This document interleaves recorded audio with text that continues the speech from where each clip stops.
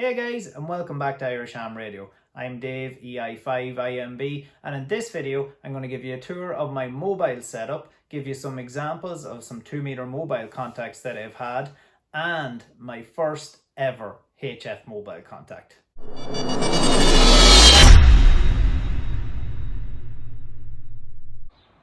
Okay guys, and to start off, here is the vehicle. It is a Volkswagen Amarok 2012. So starting at the antennas, you can see I have my HF multiband antenna on the left, and I have a small quarter wave 2-meter vertical on the right. So the HF antenna is an Alpha Moto FMJ, and it was purchased in Moonraker in the UK. You can see I've made a bit of a custom bracket here so that the base mount sits just kind of lower than the roof rack and then the roll bar as well, so that when I have the whip off, this isn't actually sticking up any higher than anything else, so she's back down to her height, keeping her underneath the 2 meters for going under barriers and things like that. I have it mounted here, and I also have a tinned copper strap that goes up and over and underneath this plastic, and that's stuck back down underneath this plastic rail cover, and that is well attached to the actual body of the vehicle underneath. I just have the connector put on here with a bit of RG58 going down, and actually goes in behind and into the cab below. On the VHF side, I have a fairly standard through the roof mount that's sort of grounded on the inside above the head lining, so you don't see any of that. And at the minute I have a 2-meter quarter wave whip. But the good thing about this is you can interchange this for 4 meters or 70 centimeters, whatever you want, just by screwing that off and screwing it back on. And you can also take off this section here as well to reveal the sort of inverted conical shape, so you can mount a couple of different types of things onto that. So before we go inside, I just wanted to show you this. You can see at the base of this coil springed unit that comes with the Alpha Moto FMJ a good bit of rust.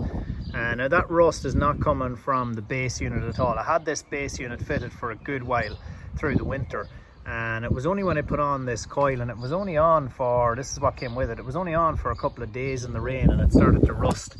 You can see it's quite bad there actually, and I've contacted Moonraker about that, and I'm hoping that they'll come back to me.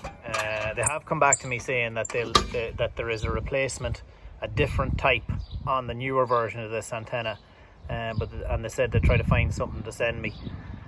That was a couple of weeks ago and they haven't come back, so I have to follow that up again. But you can see the way that's causing rust as well on the threaded bar coming up out of the matching unit, which isn't great. But I'm hoping they're going to come back to me on that. I must follow that up actually as well, and in a later video I'll let you know how I get on with Moonraker on that. For the 2-meter antenna connection, you can see that it's not visible. The headliner's all put back in place here. It goes down this rear pillar at the back, along the sills, through to the front, along the sill, and up under the steering column and over to the radio. For the HF cable of the antenna, you put the seat down here. You can actually see it comes in through, there were plastic vents here. I didn't even have to drill any holes in the steel. There's actually plastic vents that are louvered that way down the back, so water doesn't get in but air can get out, and that's where I brought the antenna cable in through. It comes along the back here, and then you can see where I actually have the radio mounted. Now this radio is a Yaesu FT891 that I got secondhand very reasonably in England, and it actually came with the extension kit for vehicles. So you got an extended cable excuse me, for the microphone, and you got an extended cable for the faceplate. Not that these would be very hard to make up, but it was still cool to get that with it. As you can see, I actually used an old CB mount here and just cable tied it into these vents that are in this kind of carpet board. And then I used the old thumb screws from the CB, and I've mounted that vertically, and the antenna cable goes into the bottom of it. I have also an audio lead going into the bottom of it for the external speaker, into the external speaker port, and then of course the power comes out here, and I have that wired onto a power pole through the fuses that came with the radio. And then so when the seat is all back up, The radio isn't anywhere to be seen, and it's easy for me to get at the power pole connector, just hiding right here for my battery, which I'll show you next. So this is my battery, my LiFePo battery actually, although the bag says LiPo. This is what I use for HF. I also use it for portable, and when I get going on SOTA, hopefully you'll see a video on that in the near future. That's what I intend to use, and I also use it mobile. Obviously running 40 or 50 watts, I don't like to plug that into the vehicle battery, and I might be using it, or would be using it parked as well rather than running, so I just keep the power for the HF radio separate. Just to see the battery itself, I just have it in its bag. I keep it in this bag. It's where is it? Here we go. It's a Zippy 8400, and it's a 13.2 volt. As you can see, it has the XT, isn't that the XT90 or the XT60? Yeah, XT90 connector comes with it, and then I just bought this XT90 to bare cable option, and I just made a power pole off on it, so that I kind of made off all my things on power pole. I think they're a very handy and good universal connector. So when all is hooked up, the battery to the radio, that's what it looks like. I usually leave the battery sitting here. When I'm running HF mobile, not really mobile, I'm usually static mobile, shall we say, or parked. So I don't really mind the battery sitting here. And if I wanted to leave it connected for a longer period of time, maybe to listen as I'm going along, I can always put the battery in behind the seat here out of the way, so that it isn't any subject to any heavy braking making it slide forward. Okay, so that brings us into the cockpit. And we've seen our antenna installations on both sides, and obviously the HF radio body itself, with a cable heading off for the microphone and for the head unit here. So this is the driver's perspective. As you can see, just to point them out top to bottom, I have the head unit of my FT891 sitting here. Again, the kit that came with it has a little mount, which I have stuck here in this little nook that's very handy in the Amarok, and it's very much out of the way, and I'm looking directly at that when I'm in my driver's seat. Down here then I have my 2 meter Anytone rig. As you can see, it's just sitting on 145/500 here. Lovely little radio, this, really small. That's what I love about it. I mean, this whole installation, if you go back to the driver's perspective, is very unobtrusive, very unobtrusive. Doesn't get in the way at all. I have my microphone here then for my HF here. Now this is hits my knee a little bit. I think I might are going to move this back a bit, but then you're in danger of the chair not being able to go forward enough if maybe somebody else like my wife is going to drive, or else I might just move it up here a little bit. It doesn't really annoy me that much, but it is there very close to my knee. And then on the passenger side I have the 2 meter and 70 centimeter, sorry, that's a 70 centimeter radio as well, mounted there. Yeah, so again, just back to the driver's perspective, so you can see that it's quite tidy. If I do say so myself, it's not very obtrusive to the normal driving of the vehicle.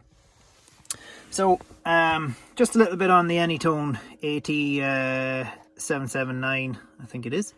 Lovely little radio, really small, tends to get quite hot when you transmit a good bit on it. Has good oil power. I've actually made some good long contacts in this radio. I'll show you a little bit more about that later on in the video. And I've decided with this one to actually leave it connected. Rather than wiring it in, I connected it with this cigarette lighter type connection, because I want to be able to take this out and put it in my other vehicle, my van, if I want to. So that just leaves that a little bit simpler to do that, rather than kind of hardwiring it in and then have to re-hardwire it into something else if I just want to take it out for a day or two. The second cigarette lighter charger is for the good old Z100 auto tuner, which you require with the Alpha Moto FMJ. That HF antenna you saw on the back, Alpha Moto FMJ, it requires a tuner. And it can tune, I'd have to look up the specs now. What I'll do is I'll put them on the screen now, the bands that it will operate in. But the two bands that I usually operate, 20 and 40, it can operate in 20 and 40. And you just use the Z100 as normal, low power AM, key it up, press the tune button, and it tunes in the antenna. And that works very well. And I've had some great contacts on HF on that antenna as well. And later on in this video I'll show you my very first HF mobile contact.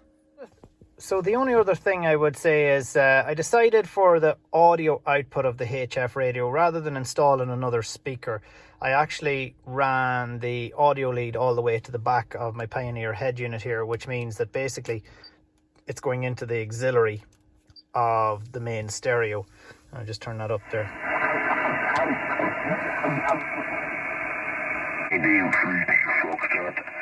Romeo Echo, Delta Italy, Mike to Brazil, Papa Yankee 4 Hotel Echo, Sierra 58 Foxtrot Alpha. Now the only issue I found with this is, and you can hear it, do you hear a bit of a buzz there? I found that there is a little bit of interference coming in on the auxiliary port of the radio here, and that's not due to this being a radio. Even when I have the radio plugged out or disconnected, that interference is still coming in on the radio. So I think it's getting into the auxiliary cable, because the auxiliary cable is running the full length of the vehicle. It's getting into that somehow. It's probably not a very good quality cable, to be honest with you, and it's getting in there somewhere, or else maybe one of the joints, because it's joined down here at my right knee, is loose. But either way, I think what I'm going to do is install a dedicated speaker in future, so that's something I probably will change. So that's really the end of the tour of the vehicle and my mobile setup so far. So let's go back inside and we'll have a look at some of the examples of the 2-meter contacts I've made since I went mobile, and my first ever HF mobile contact. So I started my journey with fairly high expectations of 2-meter mobile, and started off first by calling out on some of the local repeaters like St. John's Point here, for example, which is just across the bay from me here. Never unfortunately had any answers on that.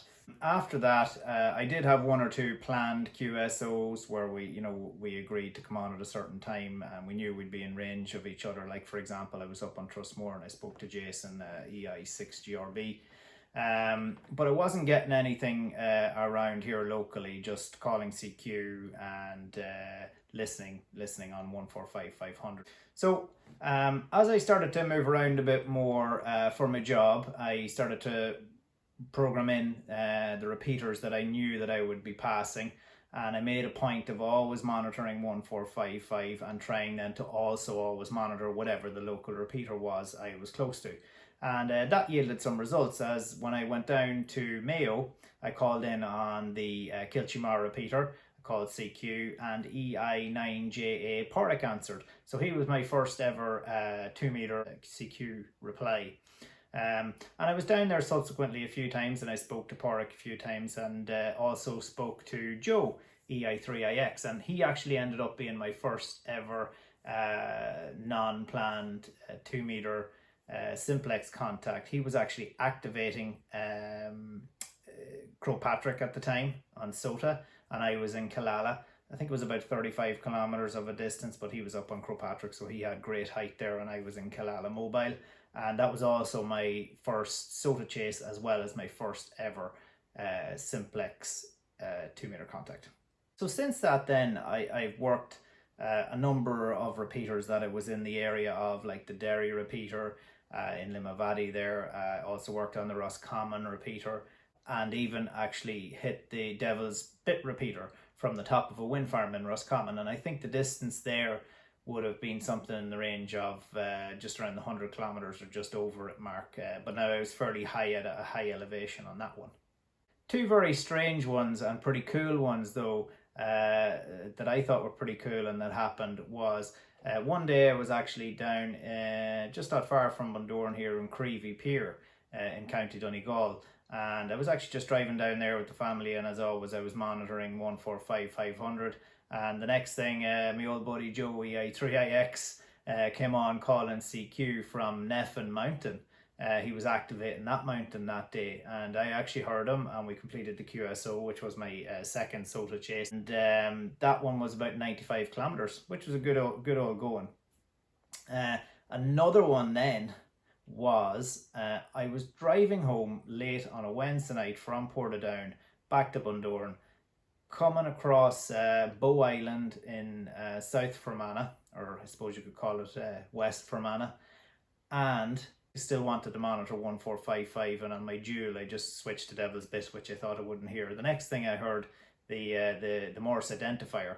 I couldn't believe it, so I stopped and I called out, and sure enough I got a response from GI0BJH, James, and he was ironically in Northern Ireland on his own gateway, connected to the Southern Ireland repeater network, and I was going in on RF from about 40 meters above sea level, 185 kilometers to Devil's Bit. Now it was tough going to complete the QSO. There was a lot of repeating of call signs, but we made it. And yeah, that was 185 kilometers, 40 meters above sea level, in a mobile with what the antenna you saw there, a very small quarter wave. So that was a pretty cool one to make off. Really late at night, about 12 o'clock at night. Wasn't expecting it at all. So that was kind of cool. So enough of the 2 meter stuff. Without further ado, let's have a look at that first ever HF mobile contact of mine. Okay, so we're going to give getting my first ever HF mobile contact to go again here. So young fella's swimming down at the pier here in the town, so I said I'd sit here on the pier and give it a go. So here we go.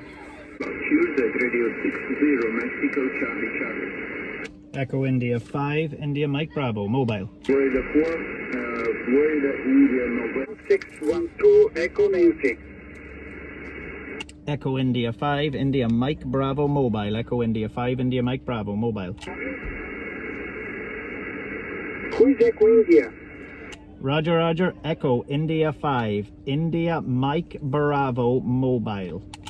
Yeah, copy. Echo India 5, India Mike Bravo, mobile. Good afternoon, you're 5758 with QSB. My name is Gosho, like Golf, Oscar, Sierra, Hotel, Oscar. So copy of it. Yeah, it's a special event station, 1612, 1612, Lima Zulu 1612, Echo Nancy. But you in the lock, you shall receive the QSL, you will receive QSL contact, over. Roger, Roger. Thank you very much, Goshka. That's great. Lima Zulu 1612 Echo Nancy. That's brilliant, and I am mobile also. Thank you very much for coming back to me. You are my first ever contact working mobile. Over. I'm very glad about that, Dave. Don't worry, by the way, all contacts will be confirmed 100% by the log by the Bureau. But please do not send you a QSL contact. Because I like to collect the first one for each of for like my mobile contact, my first mobile contact, and my first contact in each country, if that's okay. But I'll let you get back to calling, and thanks very much for being my first ever contact working mobile. Echo India 5, India Mike Bravo. Yeah, fine, Dave. Please write down to you what my personal call. My personal call is Lima Zulu 1 Zulu Foxtrot. Lima Zulu 1 Zulu Florida. Year 5 remain, and this is the second year mobile contact, over. Roger, Roger. Thanks very much, Goshka. Yes, I have your personal contact of Lima Zulu 1 Zulu Foxtrot also, and I will log both. I will log both, and I will send you an email if that is okay after when I get back on the computer. And thank you very, very much for coming back to my call, and I'm glad that my mobile station is working, and best of luck with the special event station. And sorry, I didn't give you a report. You are 5-8 here, 5-8. Echo India 5, India Mike Bravo, 7-3. Thank you, Dave. And have a nice Sunday afternoon. So there we go, guys. First ever mobile contact. Happy with that. Yeah, deadly. So there you have it, folks. You've seen my 2 meter mobile setup. You've seen my HF mobile setup. You've seen some examples of some 2 meter contacts that have been working over time, and there has been some others as well since I went 2 meter mobile. And you've also seen there at the end my first ever HF mobile contact. So look, video's long enough at this stage. I'm not gonna go into anything else except for to say probably future plans would be to install a dedicated speaker for the HF radio, as I already mentioned, and possibly to add a 4 meter mobile to the vehicle. But anything I do change, I will let you know. If you like the video, please do like it, and if you want to see more of my content, maybe consider even subscribing to the channel. Take it easy in 7-3s.